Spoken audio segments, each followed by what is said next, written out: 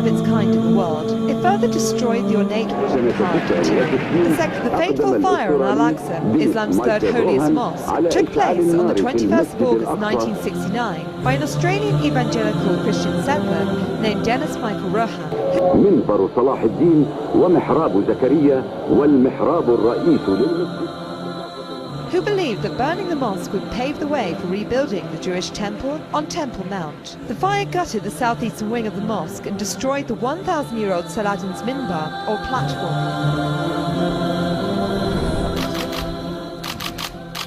Pope Francis met with the Secretary General of the Organization of Islamic Cooperation and also a copy of his encyclical Laudato Si. We also have to work together. According to the Organization of Islamic Cooperation Twitter account, the aim of this meeting is to strengthen the relationship and mutual respect between Muslims and Christians.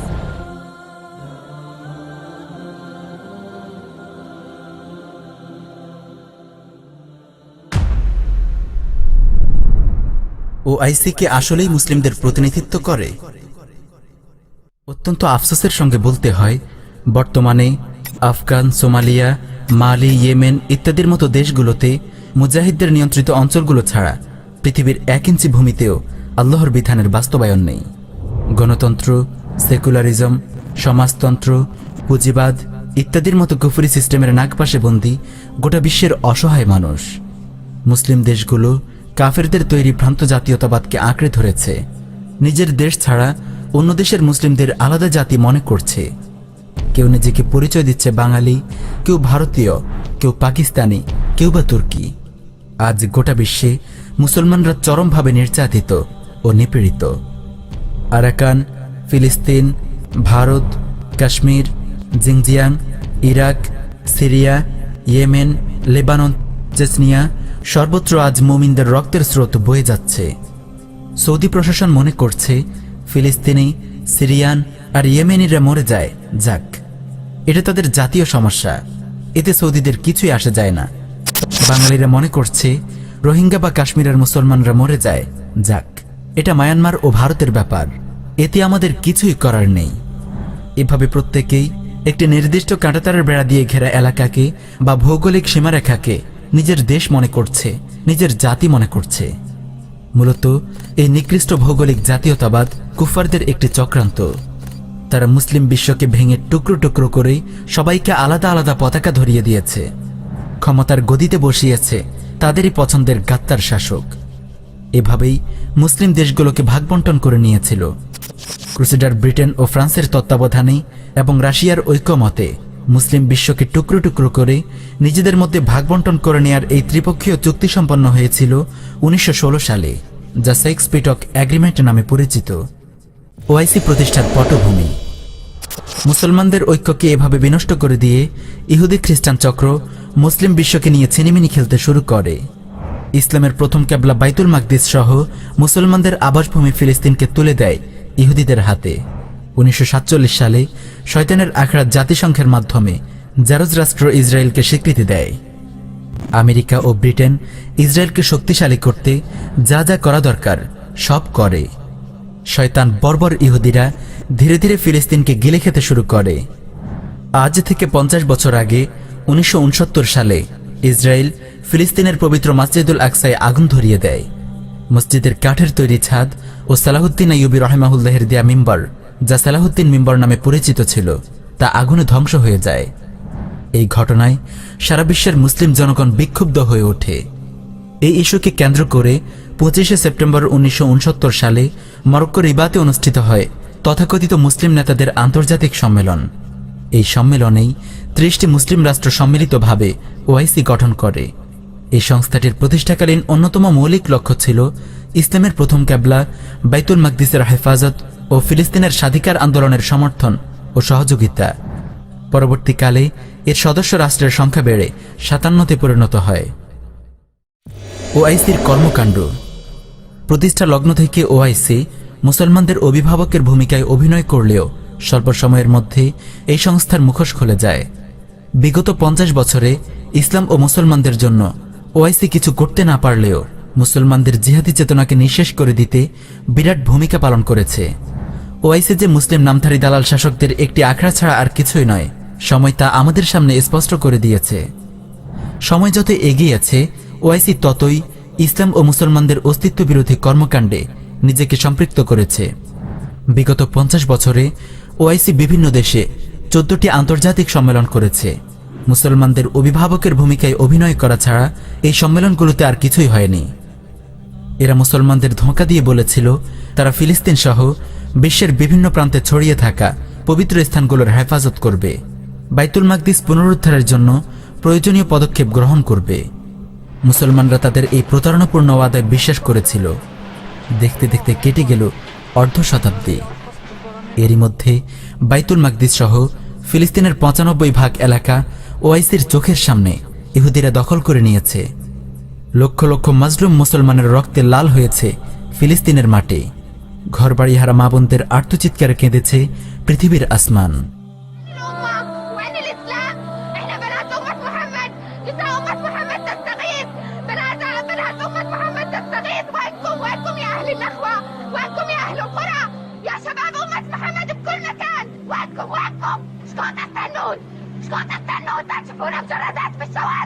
لا تشوفون بيتكون أعراضنا لابد لابد هذا السكوت حرام عليكم حرام عليكم حسبي الله ونعم الوكيل عليكم حسبي الله ونعم الوكيل عليكم يا حكام العرب يا بشوم عليكم ما بيكم نخوة ولا بيكم حمية ولا بيكم يقول لا واحد لا إله إلا الله محمد رسول الله وأنتم يا مجاهدين الأمة।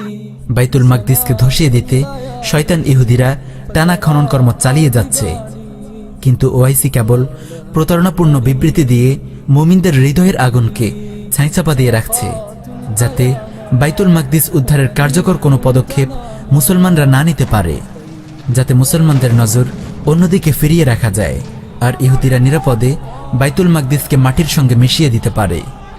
অনেক মাথামোটা ইসলামী scholar আছে যারা কাফের ও শয়তানদের আখড়া জাতিসংঘের ওপর মুসলমানদের আস্থা রাখার পরামর্শ দেয়। কোনো কিছু হলেই এই শয়তানগুলোর কাছে বিচার নিয়ে যেতে বলে।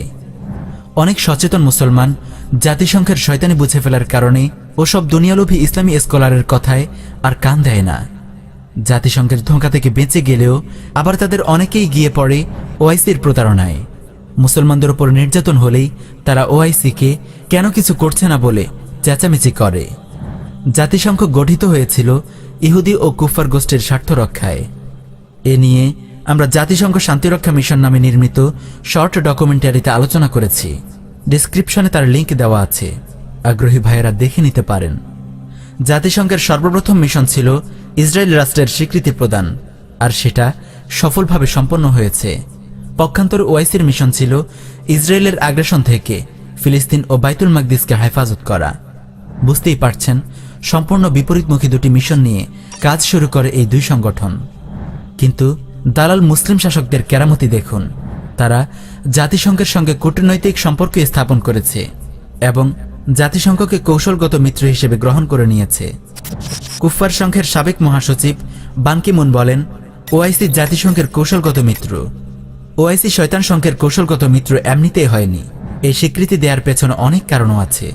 আমরা ভিউয়ার্সদের সামনে সেই কারণগুলোর অল্প কয়েকটি এখানে তুলে ধরতে চাই। ওআইসির মুখোশ উন্মোচন। জাতিসংঘের যে ইসলাম বিধ্বংসী কার্যক্রমগুলো আছে তার মধ্য থেকে বেশ কয়েকটি কার্যক্রম আঞ্জাম দিচ্ছে স্বয়ং ওআইসি। প্রতিষ্ঠাকালীন যে কতিপয় লক্ষ্য নিয়ে ওআইসি যাত্রা করেছিল সবকিছু ছাপিয়ে এখন কুফফার সংঘের এজেন্ডা বাস্তবায়নী হয়ে দাঁড়ায় ওআইসির মূল লক্ষ্য। ইসলাম ও মুসলমানদের ওপর নির্যাতন, নিপীড়ন, মুসলিম ভূখণ্ড দখল ও মুসলমানদের পুনরায় সংগঠন ও পুনরুত্থানের যে কোনো পদক্ষেপকে ধ্বংস করে দিতে জাতিসংঘের গৃহীত কর্মসূচির নাম কাউন্টার টেরোরিজম। এই কর্মসূচির আওতায় কুফফার সংঘ ও তার প্রতিষ্ঠাতারা Afghan, Iraq, Syria, Yemen, Somalia, Mali, Xinjiang সহ বিভিন্ন মুসলিম রাষ্ট্রে মুসলমানদের উপর বর্বর আক্রমণ চালিয়ে যাচ্ছে। আশ্চর্যের বিষয় হল, ওআইসি ও জাতিসংঘের সাথে এই কর্মসূচিতে সামিল হয়েছে। সংস্কৃতি চর্চার নামে ওআইসি মুসলিম সমাজে পাশ্চাত্য শয়তানি সভ্যতার অনুসরণে গানবাদ্য, নারীনৃত্য ও অশ্লীলতার প্রসারে কাজ করছে।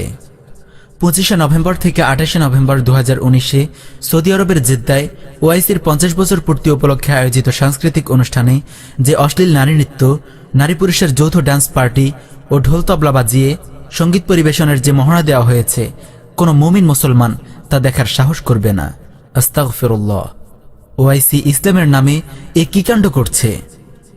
মুসলমানদেরকে বিশুদ্ধ ইসলাম থেকে বিমুখ করতে কুফফার জোট মডারেট ইসলাম নামে ইসলামের একটি পাশ্চাত্য ভার্সন তৈরি করেছে। মডারেট ইসলামের অন্যতম আকীদা হল ইন্টারফেথ হারমোনি, অর্থাৎ আন্তধর্মীয় সম্প্রীতি, যা ইসলামের অন্যতম মৌলিক আকীদা।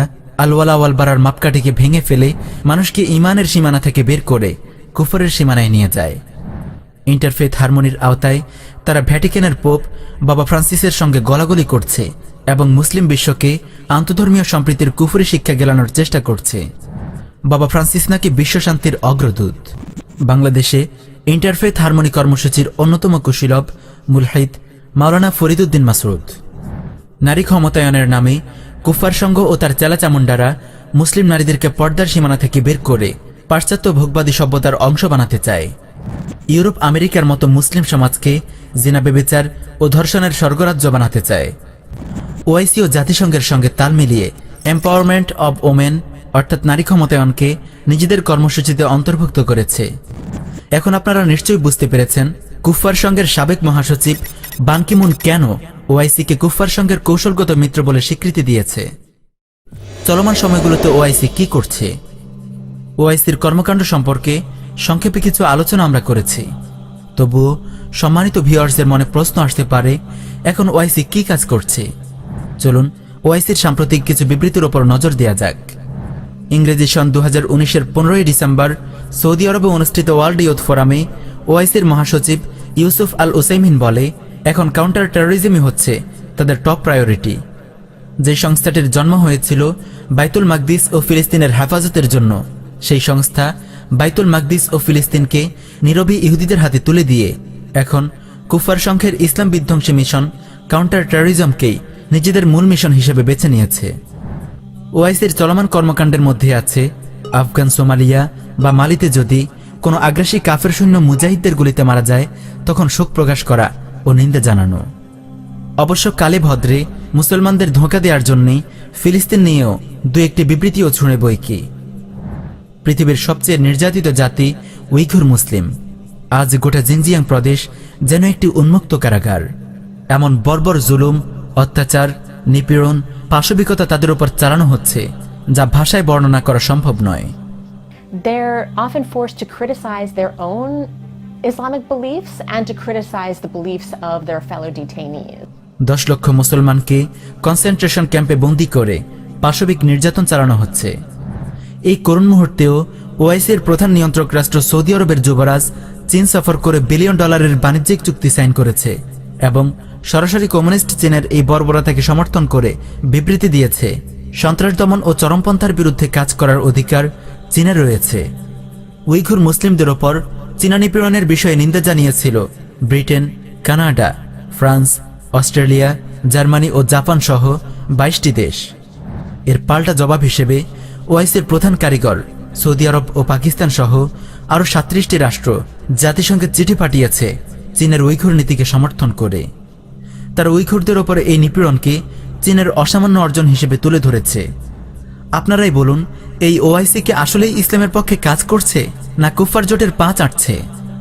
আমেরিকার ইহুদিবাদী সাংবাদিক মাইক এভান্স ওআইসির মূল নিয়ন্ত্রক রাষ্ট্র সৌদি আরবের যুবরাজকে জিজ্ঞেস করেছিল ফিলিস্তিনিদের করণীয় সম্পর্কে। যুবরাজ জবাব দেয়, ফিলিস্তিনিদের উচিত ইসরায়েলের কথা মোতাবেক চলা। The stuff that I heard from the Crown Prince was so astonishing towards Israel that I had to brief the White House and the Prime Minister.